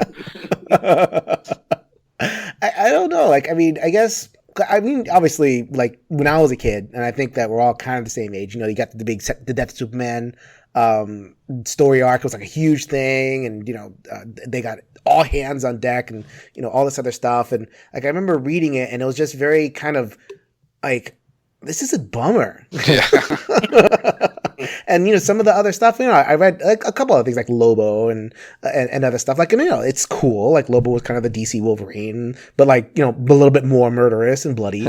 And it always felt like the DC stuff was like Marvel stuff but bloodier and like gorier and more noir. You should except for the Punisher. Read the no one reads the Punisher. That guy's lame. I highly recommend the solo Robin series, because it's just high school drama with costumes once in a while. It's just like, it's so well. It's like It was just for a fun fact for you guys. Robin, the series that started in the early 90s. When that came out, that was the highest selling comic book ever. The Robin solo series, because it was just like this new thing where it's like, oh, it's like he's like us. He's in school. He's trying to hide his identity from his parents, and he's trying to sneak out, have a date with his girirlriend, and it's. Hey, I never tried to hide my identity from my parents. Yeah, you did. You always tried to pretend to be me. So I want to throw a question. I hope you allow me, Jason, here. Sure, go ahead. But I mean, I need to take advantage of Brady and Adam that they're here, but I know Brady more that he's the big into Robin. So back in the days, I wasn't alive because I'm not that old. I'm only 32. But back in the days, we all know the story about when from Jim Starlin, The Dead on the Family came out, and they start to make a pool by mail to decide if Jason Todd should die or not. It was actually thrown in. It's fun because now, I don't know if you guys watch The Titans by the DC Universe app, which I know is probably not as good as the Marvel app, but it's still good if you like DC. I have it anyway, and I wanna get the Marvel, in that way I can probably start to convert to the light side a little bit. But so anyway, the people, as we know, they vote. They didn't like Jason Todd, and the Joker ended up killing Jason Todd, right? You want to hear a funny note about that real quick, though? There was historical context there. That was actually a rigged vote. Like some guy, they found out later there was a number that some guy had fixed his phone to call, like an auto dial. And he hated Jason Todd so much he had an auto dial, and he dialed in like 300 times for Jason. No Todd. kidding. Yeah. So it was a fluke, but I'm really glad that it happened, because they killed him off, and he was pretty much just a Dick Grayson clone anyway. Well, so I can't imagine the telephone back in the days, the bill that guy. Yeah. But anyway, my question, Brady, will be, who is the best Robin? Do I have to say? Like, it's easily Tim Drake. I can rank the Robins for you. Rank him, yeah. Tim Drake. I'd have to go with Carrie Kelly, just because I like Dick Grayson, but he's Nightwing. So I'd say Tim Drake, Carrie Kelly, Dick Grayson. It pains me to say, but then Jason Todd and Damian Wayne. What's wrong with you, man? Damian Wayne. I hate Damian Wayne that much. And here's why I hate Damian Wayne. It's not because I don't like him as a character or anything like that. I just hate that they just said, hey, here's Batman's son. He automatically has to be Robin. And he's also just kind of a prick. He's like, oh, I'm a badass assassin. I carry a sword. I just don't like it.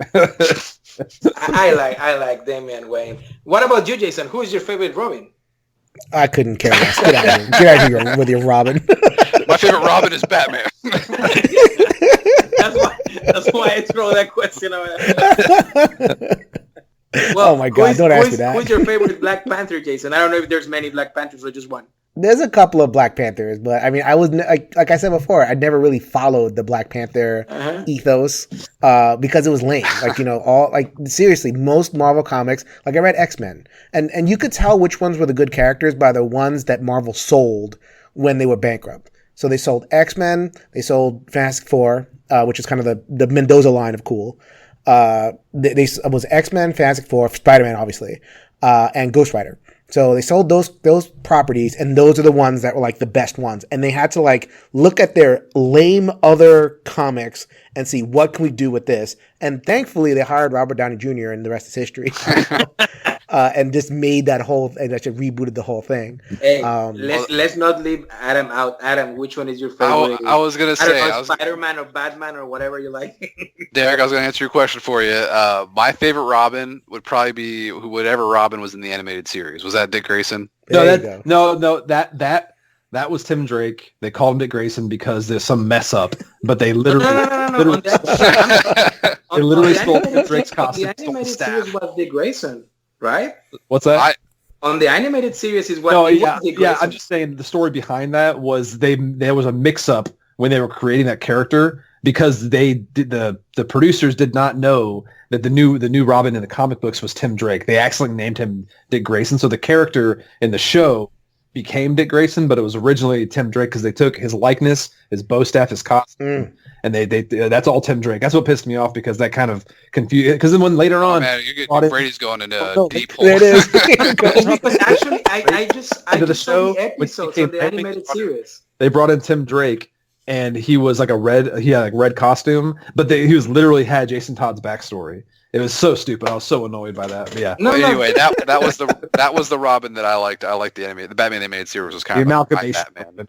There you go. Yeah, because I just saw the episode when on the animated series when they're remembering how the Dick Grayson parents they died on the circus and how Bruce Wayne took him in. So it was definitely Dick Grayson. No, yeah, it is in the show. I'm just saying when they originally started that show. They when they had the concepts out and everything like that, they didn't realize they were taking the likeness of Tim Drake and applying it to the backstory of Dick Grayson until later. Well, I have a good question for Jason here regarding DC. Jason, which one is your favorite Batman actor? I know before the show we're talking about the bad nipples and all this stuff. So like Val Kilmer, Michael Keaton. Yeah. Remember that George Clooney had the bad credit card. Oh yeah, he had that was the Batman and Robin. That was terrible. Yeah. Don't leave home without it. Yeah, exactly. See, to me, like Batman is a vehicle for the bad guys. So you need to ask me who the best Joker is. Well, that's what you need to ask me. I have the question. I have the answer for that on my top one recommendation. I mean, it's clearly Heath Ledger. I mean, there's not even a question.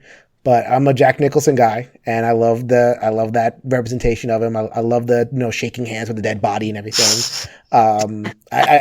Joaquin Phoenix. I still have to kind of think about that because of just how dark the movie is. Yeah. And it just kind of and of course the Mark Hamill representation is just. I mean, I'd probably put that one second actually.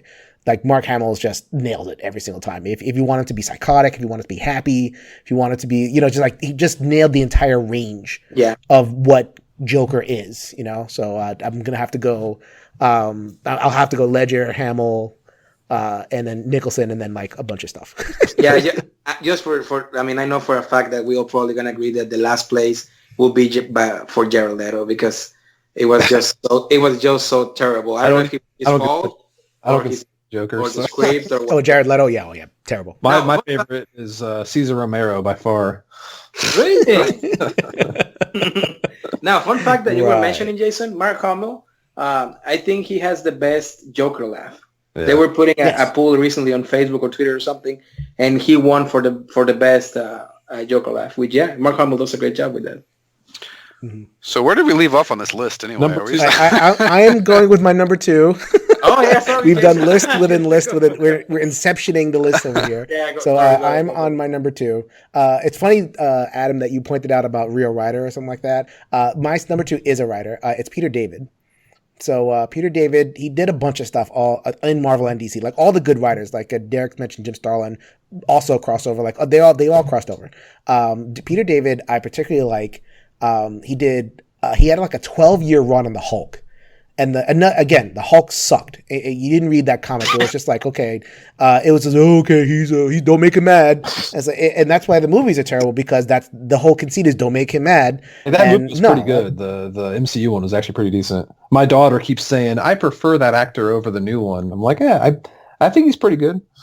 Which one? Ruffalo or Ed Norton? She likes Edward Norton better than she's. Edward Norton was great, man. Get out of here! But no, she loves that movie. It's one of her favorite MCU movies, even though it's not part like they recast it and everything. She just really likes that movie. I don't know what it is about it that captures her, but she. It's like that sexy.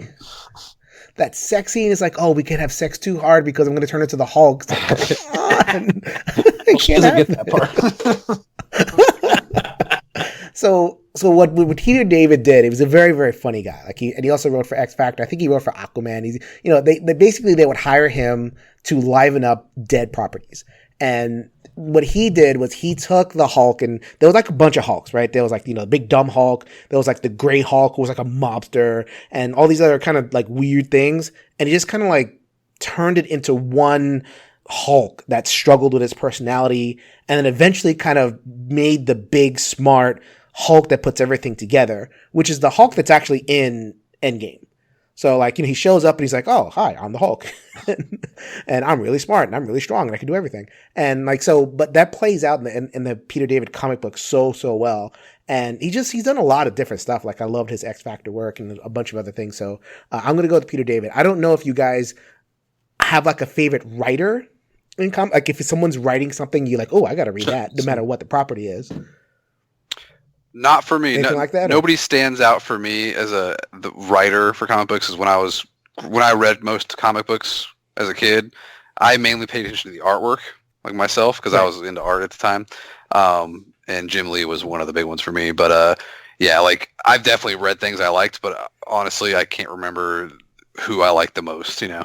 Hot take: Jim Lee was so overrated. So overrated. Oh, good. I just love that X-Men cover he did. That's what got me into comics, man. That fold-out one. I forget what the issue that was, but that was X-Men 1. That was the very first, the rebooted X-Men with Psylocke and all that. Yeah. I'd have to say Chuck Dixon for me, just because of the historical context. He did like pretty much the entire first hat, like I forget how long he was in the Robin solo series, but he's an amazing writer. He did a lot of stuff, a lot of Batman before that, but he pretty much created the Tim Drake character, so I enjoy his stuff.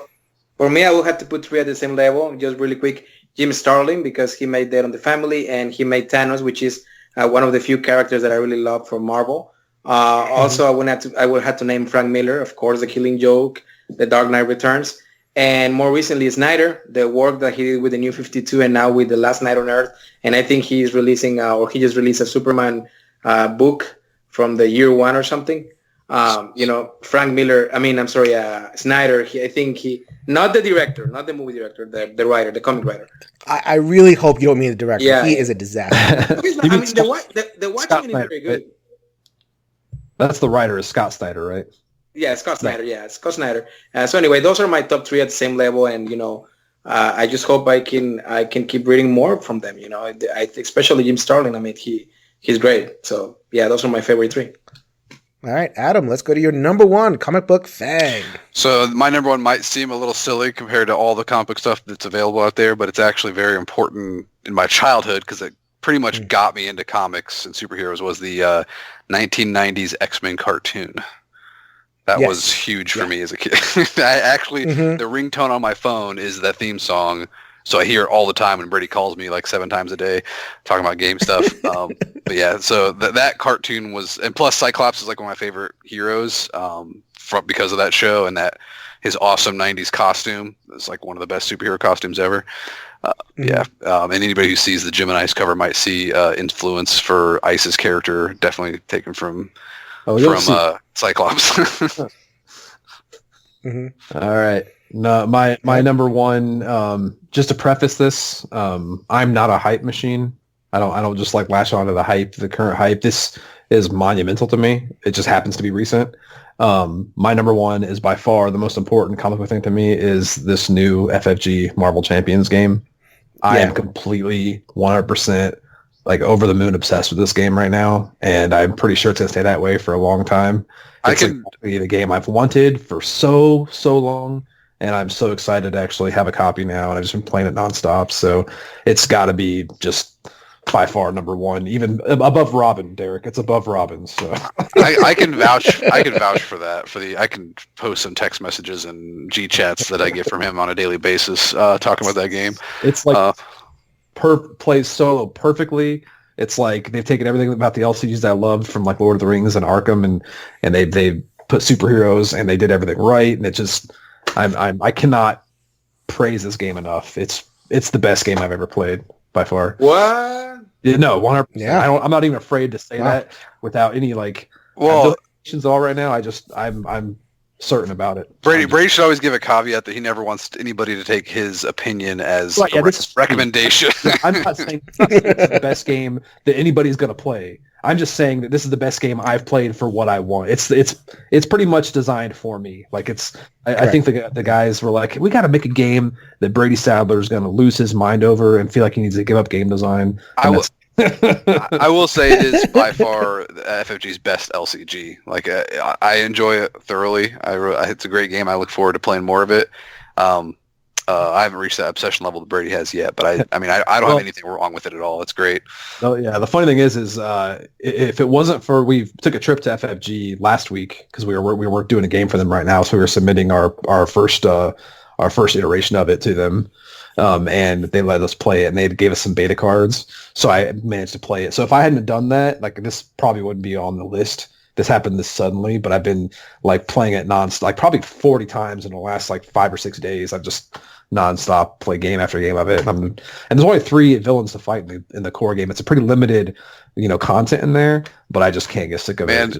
You're pushing this game harder than Hour of Need. I know. I was going to say, I think the best game that you have played so far should be Hour of Need. Well, yeah. Well, people make a joke about that too online, and I always have to caveat it saying no matter, even if let's say Hour of Need is the best game I've ever played, even if it was on here's Marvel Champions, here's Hour of Need, they're both amazing games. Champions is going to get the leg up because I didn't work on it. If it's a game I don't have to work on and I get to just play as a fan, then it's going to win out. Yeah.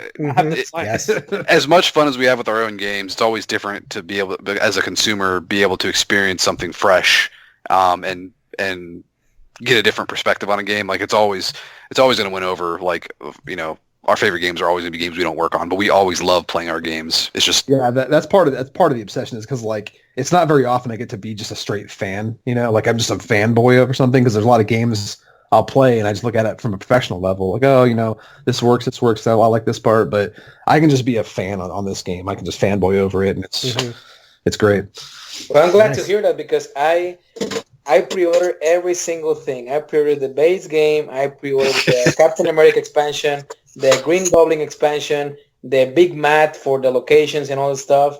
And even if I'm not a Marvel guy, I did it because my wife, she loves Marvel, and we play a lot together. The Arkham Horror, the LCG, we play a lot to player games together. And since she likes that kind of story, campaign and all the stuff, and now Marvel, I was like, well, I'm going to get everything. But I'm very happy to hear that from you, Brady, because that really increases my hype and my, need for the game right now, which I hate you because you already have a copy. All right, Brady, you've taken the joke far enough. All right, tell Dereck how horrible the game is so he can cancel his pre-order. Yeah, right. Go to bed. All right, I've got FFG's pre-orders on lock for Dereck. So anyway, I'm looking forward for that game too, and I'm pretty sure you're gonna love it, Jason. Since it's your theme, no, it's Marvel.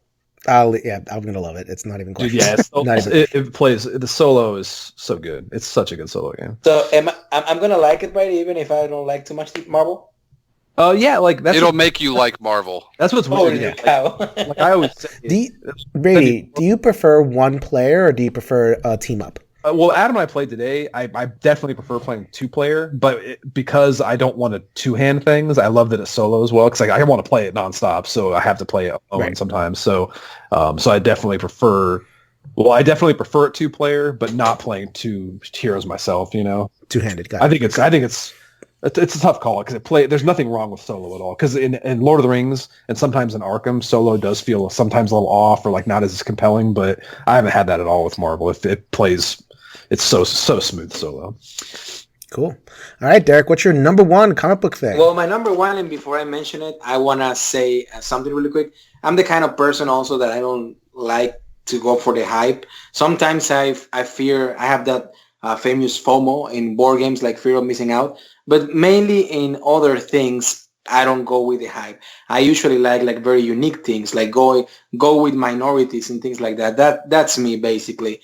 And besides board games. So I want to say that for the last 2 years, or probably a little bit more, since they announced Joaquin Phoenix as the new Joker, even before the production began, I was so excited for the Joker movie because I was expecting a huge thing, especially coming from Joaquin Phoenix, which I love all his movies, all the way back to Gladiator, to The Village from M. Night Shyamalan, Signs with Mel Gibson. You know, I can keep mentioning her also. I can keep mentioning Walk the Line. That's right. Walk the Line was the best. Well, there it is. Yeah, I mean, you know, as you guys that you are musicians, you know, I also like music a lot. You know that I have my vinyls. I play the guitar very bad, but I play the guitar. I play the drums very bad, but I play the drums. I play the piano too, very bad as well, but I enjoy it still. I mean, you know, so music is a big part of me too. And Johnny Cash was great. But anyway, Joaquin Phoenix, everything he does, I think is great. And since they announced him, I know now everybody's a movie critic and everybody on the hype on the Joker, everybody jumps in the wagon and everybody loves Joker now and everybody's making a big deal. But back when they announced it, I think people, they weren't very excited and not a lot of people were paying attention to that because it was announced at the same time of Infinity Wars and all the stuff. But anyway, I was really expecting, it was from 2 years, like I mentioned, really expecting for this movie to be released. I was there the Thursday at 9 p.m., you know, the night that it was released. Just because I didn't want to see any spoiler on Facebook or anything like that. I watched the trailers over and over and over before the movie came out. I was looking for the music. And for me, it was a big thing because it was going to be either a very, very bad movie for me or it was going to be a masterpiece. Literally like a masterpiece, like a top 5 favorite movies of all time. Same level as for me of 2001 Space Odyssey, things like that. And I went to the movie theater with my wife, and since the beginning to the last minute of the movie, to the last second, I have no doubt that it's a masterpiece, at least for me. So I highly recommend The Joker. For me, there's no doubt, for me, once again, and this is very subjective, that Joaquin Phoenix is the best Joker there is. Then Heath Ledger, then Jack Nicholson, and all the stuff. But it's an amazing production. It's a great movie, great story. It's made by Todd Phillips, as all of you know, but you can fantasize that it's a Frank Miller comic or a Snyder or something like that if you are into comics, right? I mean, the movie is very well done. The character is very well developed. You feel empathy with the character. You feel a lot of emotions with the character.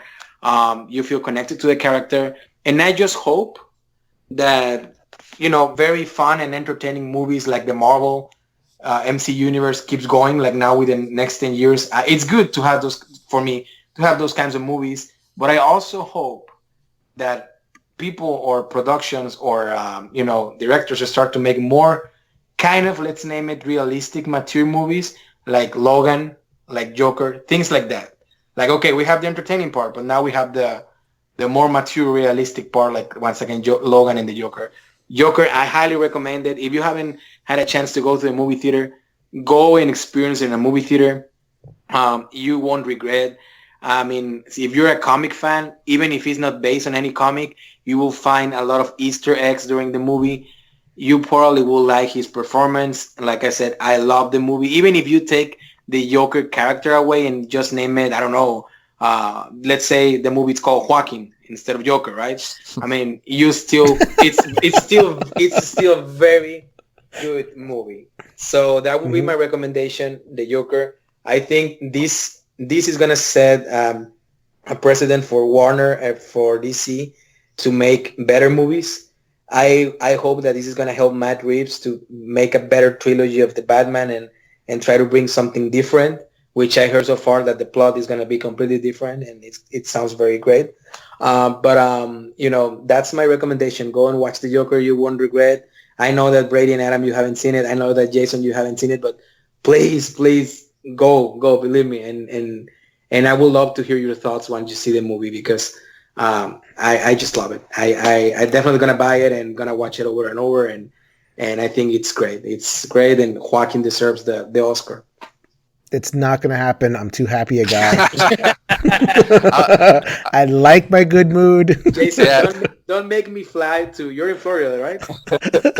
Where you are, Jason? Located in Florida or New York? Connecticut. Connecticut. You see, I was wrong. And don't make me fly to Connecticut just to take you, man, to the movie theater, because it's a very. You need to watch it. You need to promise me that you're gonna watch it. I'm sure I'll watch it eventually. I watch all the movies. When you gonna watch it? Next Thursday. Oh my God! Holy crap! Listen, after the podcast, you can schedule that. Oh my God! Yeah, we're gonna have a podcast about the Joker, Jason, next week. So I hope you watch that. I'm good. But anyway, so that's my number one recommendation, Joker. It's go and watch it. You will like it. All right. So my recommendation is actually another bad guy. It is a the bad guys are the most fun. They always are. And Dereck gave you the DC side. I'm going to give you the Marvel side. My favorite character is Thanos. Great. It is, but it has to be the Jim Starlin Thanos. Oh yeah. So it was okay. So Thanos has this kind of weird fraught history, as Jim Starlin does. So Jim Starlin started it. Well, he was a Marvel guy. Put Thanos in Iron Man of all things. It's like, all right, here's Iron Man. Here's Thanos. He's a guy that kind of looks like Darkseid from DC. It's like, all right, here he is. But he didn't ever get a chance to develop the character. So then Jim Starlin, he bounces over to DC and he's doing his own thing. And Thanos gets cycled through. At one point he was like a Spider-Man villain robbing banks and flying a helicopter with Thanos labeled on the side. And what is happening? This is stupid. Then he settles back in. He's writing for the Silver Surfer. And that's when Thanos just became it was right at the age. I was 15 years old and I was into philosophy and, nihilism and just interested in this stuff. And Thanos kind of hit all those buttons. He's a philosopher. He's thinking about life and death. He's thinking about cosmos and all this other stuff. And he's trying to bang death, right? That's his goal. Yeah, he's in love with death. Lady Death is his mistress. Yeah, it was a psychological thing of, he loves her and then, he's doing it for her, and death is don't do it for me, do it because you're doing it to try to get my affection. You're not doing it because you really believe in what I believe in, and so I reject you. It's pathetic. If you read the Infinity Gauntlet comic, which is my number one, love the Infinity Gauntlet comic. Thanos is on his knees pleading, begging, please, baby, give me one more chance. It's a great book. So it is so good. Can you find that book on the app, Adam?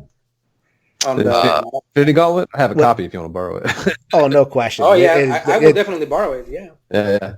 It's one of the greatest selling comics of all time. That initial Infinity Gauntlet crossover, built up to by 2 graphic novels called The Thanos Quest, where he's getting the gems. And then, of course, it's Marvel, so it just kills the Golden Goose, and it has to release the Infinity War, and the Infinity Crusade, and the Infinity Affair, and the Infinity blah, blah, blah, blah. And it became lame. And then Jim Starlin left, and they've rebooted Thanos throughout the years. So he had a storyline called Annihilation, and he had a couple other storylines. Never as good as when he was in the original creator's hands. Thanos is my guy. I have the Thanos Quest Infinity game, that one that's not that great, but it has a big Thanos mini, so I have to have it. Oh, the Thanos Rising game. Yeah, Thanos Rising. It's not that great a game, but it has a Thanos mini. The OP, right? It's made by the US Opel. Yeah. Yeah, I actually had fun with that one. It's not too bad. I mean, it's just rolling dice and moving Thanos around, but I mean, it's too long. It's about there's a 10-minute to 15 minutes right in the middle where nothing really happens. Yeah. It's whatever. I need that game to be a little bit snappier. But yeah, Thanos is my number one. And that was a lot of comic book talk. It was lists within lists within lists. And that was a lot of talk, a lot of comic book talking. But I want to give Adam and Brady the last word. Tell us, just wrap it up. Talk about what you're excited about with the new Kickstarter that's coming out next month. We're releasing in October. The Kickstarter is landing on November 5th. November 5th, yeah. Yep. No, I'll just say, I'll just say it's. We always say that we're the most excited about this game. It's the most exciting game yet, but this is something we've been building up to for a while because, I've always wanted to do comic books, superheroes, most of our lives. We grew up in art. We did a lot of sketching, and we drew our own comics and made our own characters when we were kids. And this is kind of the culmination of all that stuff. So, just happy to share these characters with everybody, and hoping everyone checks out the game. And yeah, we're just super excited about it. Yeah, like usual, the newest game we do is our best game yet. Like, you know, this one I feel very strongly about that. It's our most accessible version of the MDS. It is a different game than everything else we've done, but it's our best. It's really fun. Can't wait to have more people play it. And never say never, but it might be our last new core MDS system for a while at least. So because we have some other designs in the pipes that aren't MDS games, so this will be kind of our hopefully pinnacle of that. So cool. So that was Adam and Brady Sadler for 2 hours. Oh my goodness, they get longer and longer. We had you with Mike Licio, we had you with Liz Davidson, we had you with there was somebody else. Some other guy. I don't remember his name. He's kind of like a new guy. Just starts with a D or something. Or I don't know what you're talking about, man. That guy is there he is. He's that guy that caused you guys to lose on the fourth turn of your. No. What's Brady? But, you know, he's such a weird guy that he also has a podcast for solo games. I mean, what the hell? You're never gonna get off the ground with a podcast about solo games. Trust me. Who does that? First of all, who plays solo? Second of all, who makes a podcast to talk about solo games? I mean, that's so lame, you know, like, get a life, man. Like, you know. That's brave, though. That's bravery right there. There it is. Of course, we are talking about Dereck Rodriguez. Go ahead and subscribe to his channel over at Solo BG. Dereck, thank you for coming on the show. Do not be a stranger. No. You know what, Jason? Thank you for inviting me. Once again, I need to say, I mean, you had the idea, and I really thank you for reaching out, for inviting me. Like you said, I hope this is the first of many. As you are listening, probably, if you're listening to this through Solo BG Podcast, well, I'm publishing this also on the Solo BG Podcast. If you want to reach me out, please do. You can follow on Twitter, Facebook, and Instagram at Solo BG Podcast. If you want to be an old school and shoot me an email, you can do it at solobgpodcast@gmail.com. And please, I'm going to ask you two things. First one, please subscribe to Every Night is Game Night if you're listening this through the podcast of Solo BG. Follow also Every Night is Game Night on Twitter and Facebook. Jason is very active over there. I don't know if you're on Instagram, Jason, but if you do, check also Every Night is Game Night on Instagram. And no, I have a limit when it comes to this social media stuff. Okay. Well, Instagram, Reddit, Snapchat, that is beyond the pale. Okay, well, just look for Jason in Every Night is Game Night. Please listen to previous episodes. They're very fun to hear. Jason, you're doing a great job. Please doing it. And I'm looking forward to do more podcasts with you. And the second thing that I want to say, I play the Hour of Need. I really had fun with Brady. You know, they're such a cool guys, Adam and Brady. I like to consider them and call them my friends. But that has nothing to do with what I'm going to tell you. The game, the Hour of Need, it has the three filters that, as you know, I always apply in games. I like games that are challenging. I like games that they're thematic. And I like games that they have replayability. I only play test this game 2 or 3 times, if I don't remember incorrectly. But I can tell with what I play test that the game has those 3 things: challenging, replayability, and of course thematic and immersive, and even better in superhero theme. So this is a must back. I'm backing this game. I'm not going to tell you what to do with your money. Once again, you can do whatever you want with your money.